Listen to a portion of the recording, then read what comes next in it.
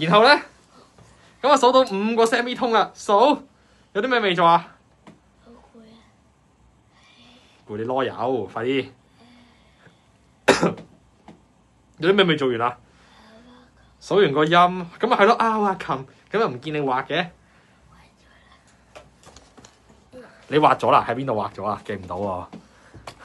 國王的新琴係咪？你寫落去啦，唔該。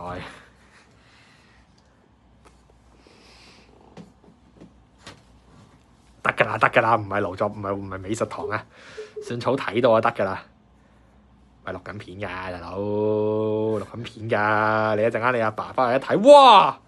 太太上堂咁嘅樣嘅，亂咁答嘅。咁我唔知佢會點諗啊嚇。OK， 我不知道。快啲啦，美術堂咩快啊？咪快啲啊，寫快啲啊，唔該。速度，高速，畫琴畫咁慢，琴係唔計分嘅 OK， 琴係個工具幫你答啱條題目㗎咋。係，畫多個。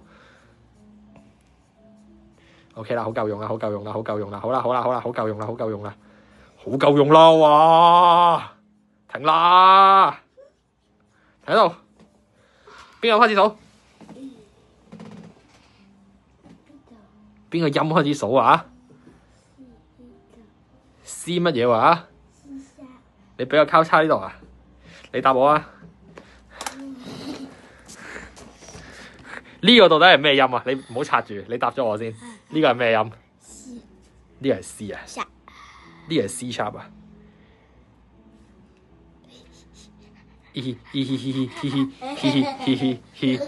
做緊乜？係啊，琴日識得畫多啊，但係會唔會第一嘢寫錯咯？學咁耐琴係咪？呢個叫 C sharp 哇！真係聞所未聞啊！有啊啲 careless 所以跌足幾廿分咯 OK。C sharp 喺邊啊？喺度啊嘛，係咪啊？數幾多個 semitone啊？幾多個啊？你有寫到樓上啲 step 唔會唔記得㗎。3你個頭。點解5個 semitone 唔係3個啊？佢3係乜嘢啊？3度啊嘛，度數喺個琴鍵嗰度數嘅咩？度數係數琴鍵係數乜嘢㗎？所以咪叫你得埋粒字落去咯。Sammy 啊嘛，數幾多個 Sammy 啊？2個。1、2、3、4、5。係，好彩你知係5個啫。OK， 好啦，然後你就要睇啦。5個 semitone 喎，咁你自己對一對啦。咦，你頭先畫完10度，我哋1、2、3、4、5、6、7、8、9、10，去咗呢一粒音，呢粒係咩音啊？知唔知？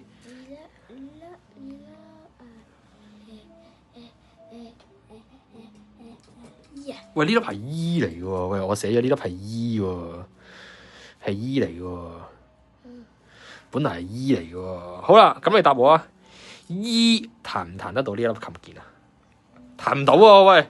咁我哋而家就要諗方法啦。喂，點樣可以將粒 E 彈到呢個琴鍵啊 ？E 喺邊度啊？你畫個 E 嚟睇下。你俾個指一指個 E 嚟睇下。唉，俾個支新筆你啦，費事你執啊。指嚟下個 E 喺邊啊？邊度係 E 啊？指我睇下。邊度係 E？ 仲有邊個啊？仲有邊個係 E 啊？仲有邊個係 E 啊？呢個啊嘛。好啦 ，E 本來係喺呢度。喂，唔好執筆住啦，聽埋先啦，好唔好啊？呢個係 E 啊嘛。E 同呢個相差幾多個 semitone啊？2個。邊個符號可以幫佢升2個 semitone啊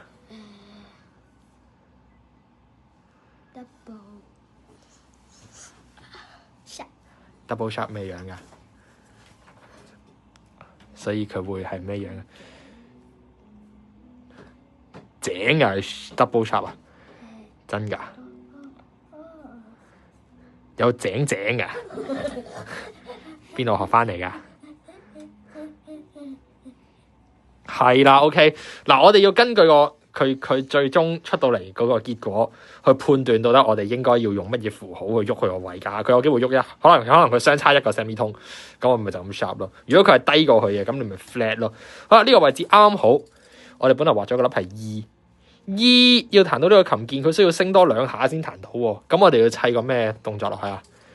砌個叫咩名啊？呢個叫 double， 所以你咪要整一個 E double sharp 出嚟咯。咁你最終個答案你就要喺呢粒最終OK，final answer 嗰度，你就要幫佢加個咩符號，佢先會彈到啊。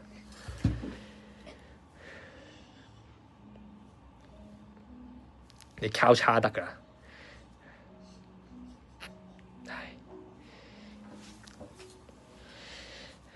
即係你睇譜嗰陣時，就會突然間有一粒嘢喺上面嗰個飛起咗嘅，係咪？邊份譜係咁嘅？邊份譜係會咁樣啊？粒符號係會突然間，失雞無神，車喺樓上先，有時候寫喺樓下先。你俾你睇下，你咪打開翻你自己學琴嗰份譜啊！嗰啲呢啲咁樣嘅 accidental 就寫喺邊度嘅？寫喺粒音前面定後面嘅？定樓上嘅？定唔關事？好似呢粒咁樣，求其啦，擺上去就算啦，咁樣寫喺邊㗎？你個交叉擺邊㗎？係啊，你擺喺粒音前面㗎 ，OK。同埋唔該，你擺靚啲啊！你呢個係搞乜鬼嘢啊？你橫跨咗1、2、3、4、5喎，5個音都 double sharp 啊！咁鬼大粒嘅。你個 E 係寫喺邊一個位置？呢度係嗰條間裡面嘅。咁唔該，你個 double sharp 你就喺佢嗰條間裡面 ，OK。佢係唔可以寫喺樓下，佢都唔可以寫喺呢度，佢又唔可以寫好似呢啲位置啊 ，OK 好嘛？唔知你寫俾邊個，可以求其送俾佢咁樣 ，OK。